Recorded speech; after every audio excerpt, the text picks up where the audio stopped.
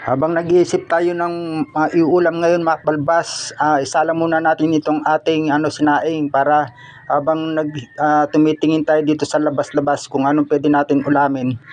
Para pagdating natin, paano na siya, paluto na siya.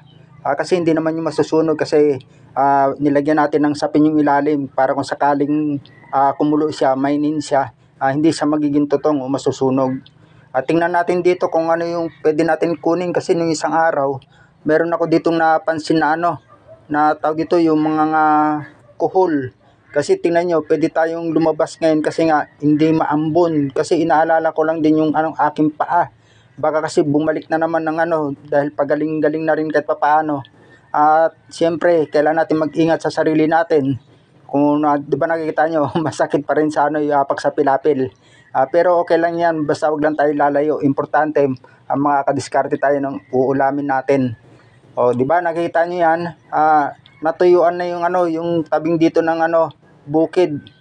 Pero papakita ko pa rin sa inyo kung ano yung pwede nating kunin na uulamin diyan kasi may nag-comment kasi minsan yung nagluto tayo ng ng susong agurong o agurong na suso. Gusto niya raw yung ginataang kuhol. Kaya ito, sisipat-sipat tayo dito sa paligid. Pero sabi dito ng mga kapitbahay ko, marumi daw yan kasi nga nasa tabing bahay lang. Pero bukid siya. Pero hindi ko pa rin na kunin. Pero ito tayo, punta na lang tayo dito sa nagpipitas ng ng mga buko kasi sabi ng may-ari, abangan ko daw siya pag magpitas siya para daw mabigyan niya ako kahit papaano. Kahit papaano kasi nakikita-kita ko yung taniman niya. Siya yung may-ari ng ng manian dito. Mamaya papakita ko sa inyo yan yung bandang ibaba. Na yan, nataniman nila ng mani ang bilis nga wala pang isang linggo. Ayun ko.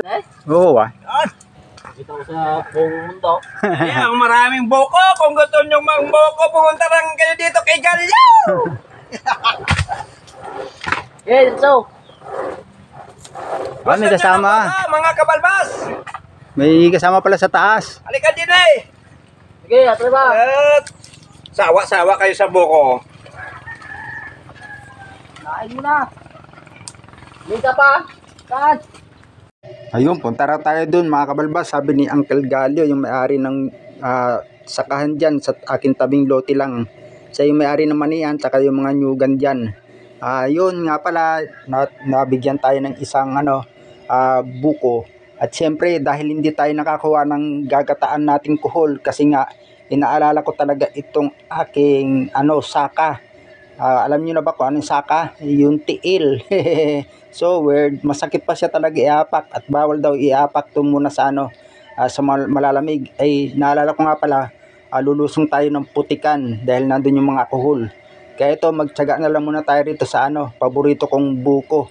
Kasi minsan inaalmusal ko talaga itong mga kabalbas itong buko na to Kasi bukod sa masustansya siya, sariwang-sariwa, bagong pitas talaga naman takam kainin at siyempre mabigat ito sa tiyan at kaya tingnan nyo hindi pa siya gaano katigasan di ba? Ito yung tinatawag na yung malauhog, pasintabi po sa mga kumakain at yung diyan kasi yung nagtawag talaga nila sa ganitong klase ng buko yung parang malambot pa lang siya yung kanyang pinakalaman. Pero ang sarap bago nga pala makalimutan, shout out nga pala sa mga organic followers natin. Pasensya na kayo, hindi ko na screenshot yung mga pangalan nyo kasi kahapon kasi nag-edit ako, naghang yung screenshot ko kaya hindi ko na nagawa ngayon. Di bali sa sunod na mga video natin. Alam nyo naman na palagi ko kayo kasama sa aking sa isip kapag nag-voice over na tayo, di ba? Siyempre, at ingat din tayo palagi kung dala tayo ng payo mga kabalbas para hindi tayo mainitan ng araw.